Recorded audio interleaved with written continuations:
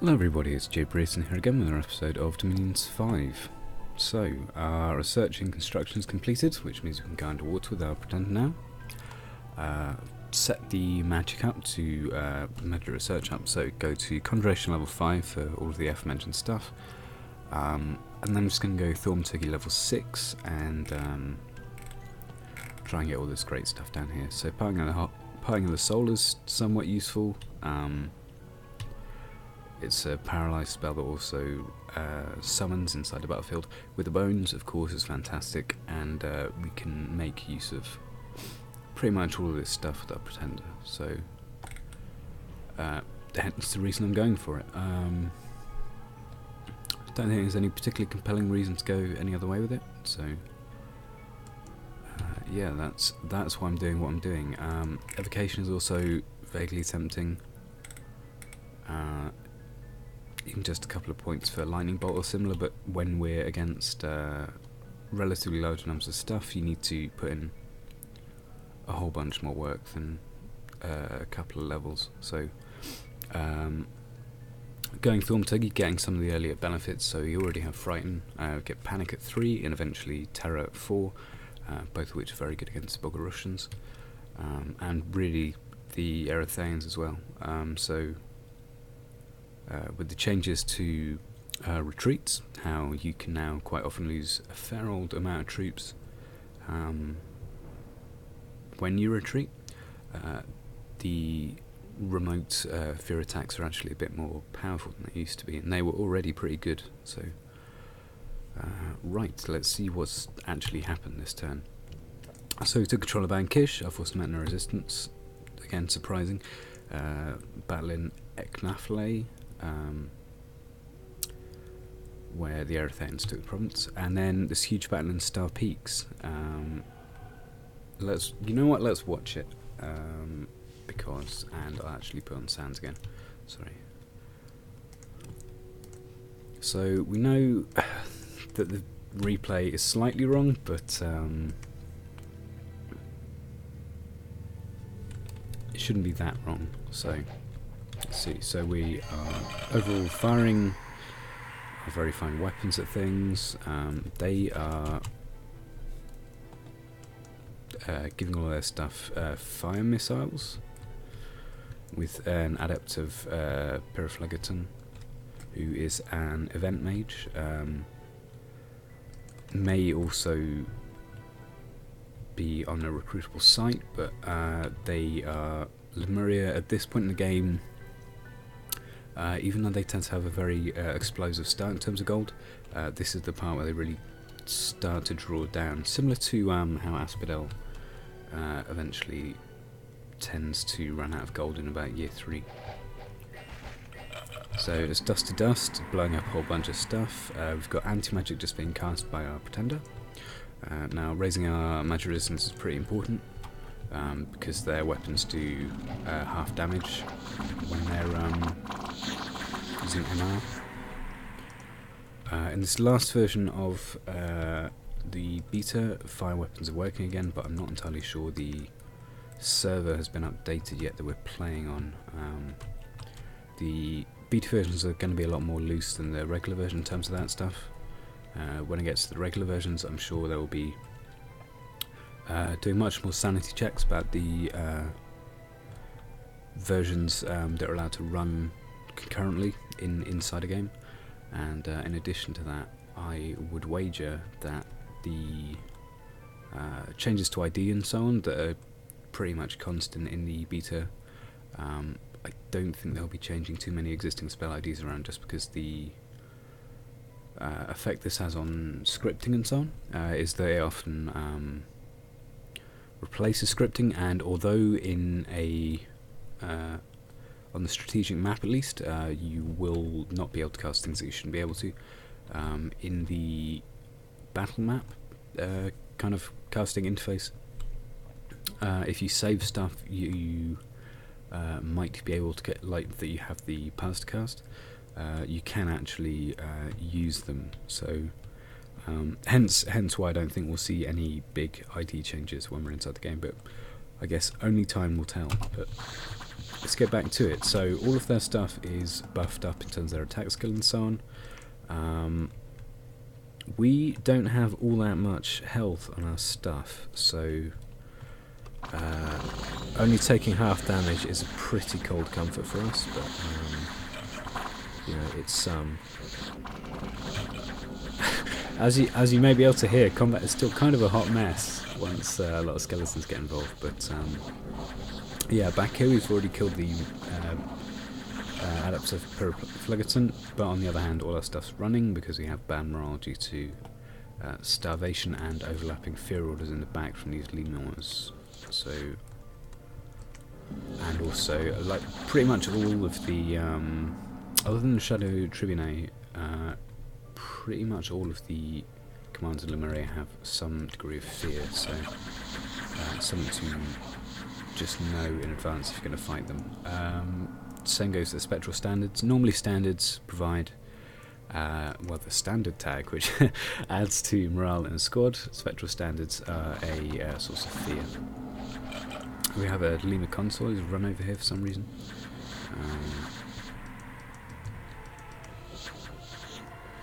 As you can see, that the battlefield is generally turned into an absolute mess. I wish I'd have summoned more skeletons, because I think we could have held them there for a very long time, because the paralysed weapon on Dispossessed Spirit doesn't really damage them. So. I believe that console is dead, so we've got at least one of them. Our pretend is casting flying shards against ethereal stuff, that's always good. And you can see Final Rest doing more or less infinite damage to the things it hits, provided it goes through MR. So it doesn't terribly often, but when it does, it really does.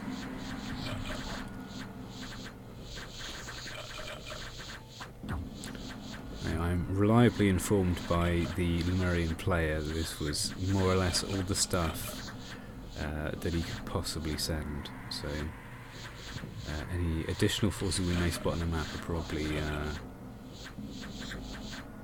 spawned in the last turn or two. These guys getting afflictions? They are. So this guy's got limp, which is always really annoying on a commander like a limp console who you're using as a important commander in terms of their map movement. But our guys are doing a runner, so to speak. So put Litter in his place, Natharaj is gone. But he did survive, so survived the retreat, and let's see what our orders are this turn. They're pretty much finalised, I think. So all of these guys are going to be preaching, or researching in the case of Pysangan. Now, can I fight 200 ghosts? In my own dominion, I think the answer may genuinely be yes. So what I'm going to do is going to have put Litter in its place on Summon Earth Power, Anti-Magic, just for the benefit of everything, but including himself, Strength of Guard, and then Attack Orders. So the one thing I probably do need to get on him is a anti-cold resistance. So let's see, resist cold. There we go. So all those together are going to mean he has sufficient reinvigoration to manage to fight things off. He's going to have enough MR in his own dominion at 24 to pretty reliably take half damage from ghosts and so on. Plus he's got a fire shield. His regen is going to be 20% of 109, so it's going to be regenning at 22. And get these guys on holding fire. And hopefully, with his 4 very fine magic weapony attacks that do a lot of damage, with very decent attack values, it should be looking good. Fingers crossed, eh? Let's see what else we can do this turn in terms of his stuff. Can we forge? Oh yeah, we can. We're construction 2 now. So there's a new item that's very good. That I think a lot of people are going to forge, called a Chithironic lion pelt, or possibly Chithironic. But I quite like saying Chithironic. So the cost on this one is reduced from the normal level of 5.5 down to 3.2. This is something you can access through modding as well in Dominions 5. So you can basically set the gem cost of an item in relative percentage terms to what the original cost per level would be. So that's how that works. So yes, I think we're going to forge one because it's 15 prot both ways, and just on a body slot, -1 defense, which is pretty negligible, and 1 encumbrance, which is a tiny bit annoying, but it's not too bad. Other alternatives include dire wolf pelt. That would provide, again, a minor amount of protection on his body, plus additional attack, def, and cold resist, and also no map move penalty, which is good. But then again, nor does this, so that's quite good. Ranged cloak is no use for him, and fireplate is pretty dubious because of the encumbrance. Some of this stuff has changed. So, for example, we have a new trinket called Boot Along Strides. Map move +6, which is about 1 more province, including your own. And swiftness 100, which is double combat speed or AP, however you want to refer to it. Which, as said before, does also influence the attacking initiative in real-time combat. You also have the boost of the Behemoth that adds trample, same old. Boost giant strength now and 1 more strength than I used to, I believe. Birch boots have changed a little bit. They've now got winter move, which means you don't take penalties from snow, or at least not such heavy penalties. And Ranger's boots, I believe that's unchanged, but I might be wrong on that. That might be the old trick of being in the beast too long getting to my head. Because I think... Did they used to have Runevig? I'm not entirely sure. I think that may have been shoved in there from collecting the boots and messenger boots down to a number of different items. Right. Anyway, all this old stuff is more or less the same. Good old crystal shield, which is no one ever uses but probably should. Cast power of spheres. I don't think there's anything new yet in those. There is a new sword, black steel sword. It's just a sword. It's fine. Well, let's have more of a look. Burning blades sets things on fire if it hits them. It's like a less... well, it's like a firebrand, but which doesn't do the most useful thing a firebrand does.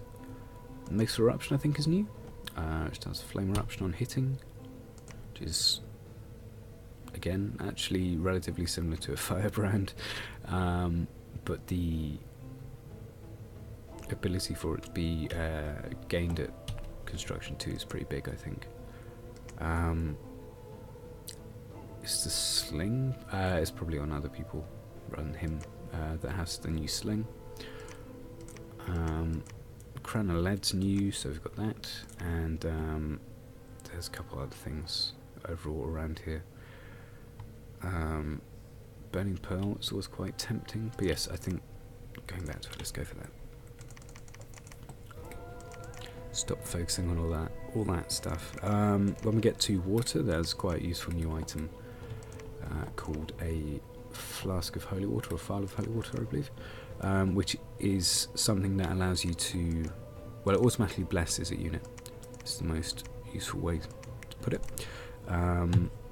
So it isn't like a shroud in that it doesn't grant blessing to a unit which isn't ordinarily sacred, but if you are a sacred which doesn't have the capacity to self-bless innately, it's quite a useful thing.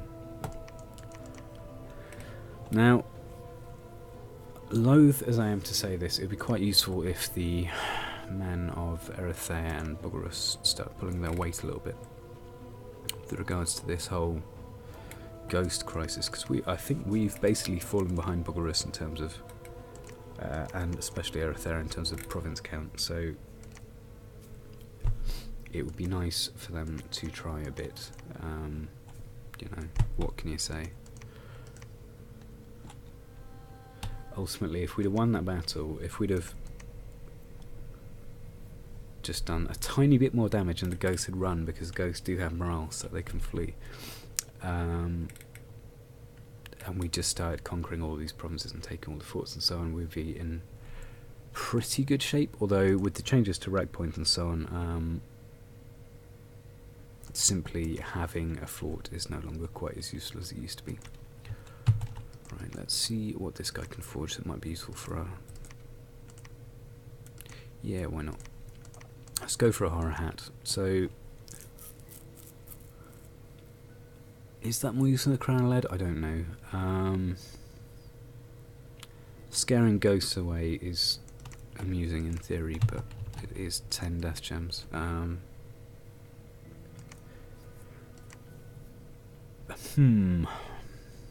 Not entirely sure what to do for our old pretender. You know, I could probably just research with this guy and that'd be a perfectly valid choice. Brace of protection might be useful, so I'll get some of them. Then again, I can get any random 5 LP mage to do that, so... Sorry, I'm not being the most decisive here. It's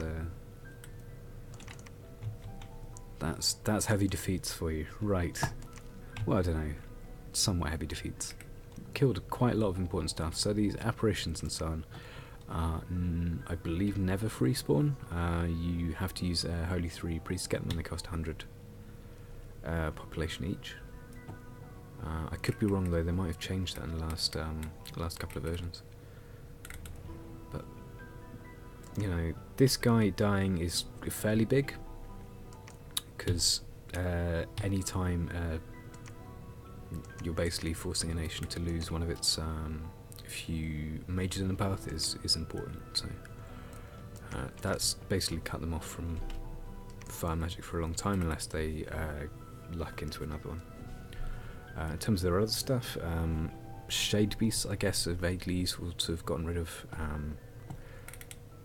They may have spent a fair old amount of gems on summoning additional stuff, or they might just be free. So I'm not 100% sure on that. Our troop losses are recoverable. They are annoying, but they are recoverable. Stuff that didn't really pull its weight, I would say overall, is the area infantry actually, who are normally a mainstay. But I think the problem was just they went right into the back, into a whole bunch of overlapping fear, which is never a good position to be in. So, what's going on this turn? We're moving those guys in Newspring. Okay, that makes sense. Kingdom of Dara we're going into as well. Okay, it's fine.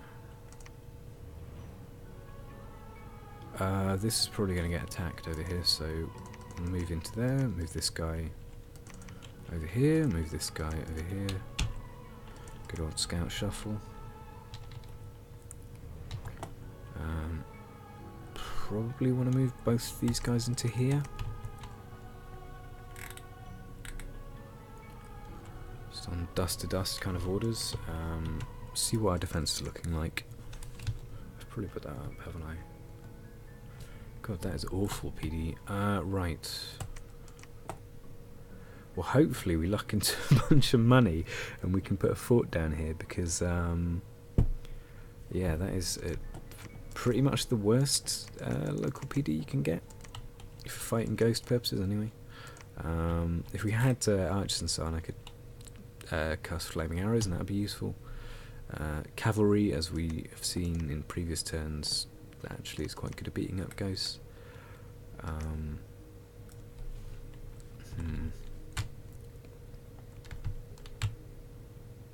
Well, at least we've got a secondary commander, I suppose.